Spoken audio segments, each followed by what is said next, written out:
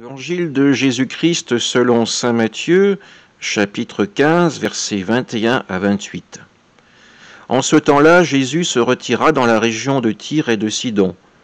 Voici qu'une Cananéenne venue de ces territoires disait en criant « Prends pitié de moi, Seigneur, fils de David, ma fille est tourmentée par un démon. » Mais il ne lui répondit pas un mot.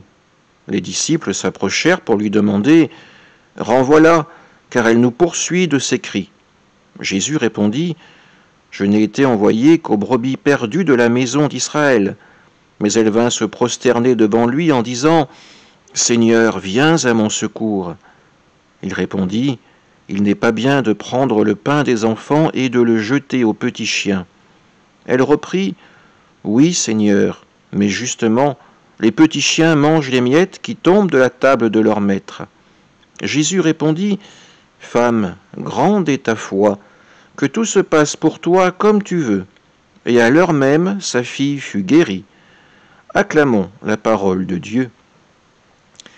Dans cet évangile, nous retrouvons le personnage de la mère de famille cananéenne qui vient supplier Jésus de guérir sa fille. L'inconvénient, l'obstacle, c'est que cette femme n'appartient pas au peuple d'Israël. Elle est considérée comme une païenne au regard de Jésus et de ses disciples. Les disciples demandent même à Jésus de la chasser.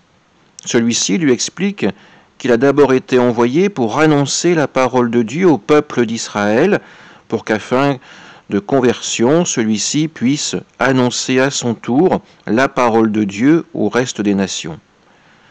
Alors cette femme, sans doute inspirée par l'Esprit, a cette image.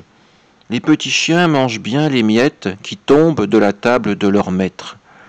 Elle sait qu'elle n'est pas la destinataire principale, première de la nourriture apportée par Jésus. Mais si des miettes tombent de la table, car négligées par ceux à qui elles sont destinées, alors elle pourra en profiter.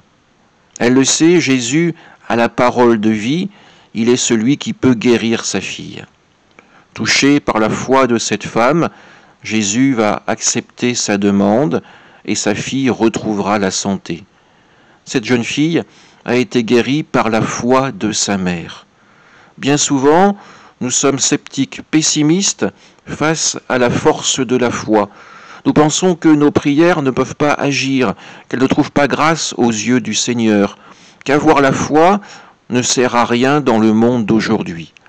À travers l'évangile que nous venons d'entendre, nous nous apercevons complètement du contraire. Oui, la foi est quelque chose d'important. Elle nous permet de nous tourner vers le Seigneur dans les difficultés. Elle nous permet d'être confiants en son amour, en son action, en sa miséricorde. Amen.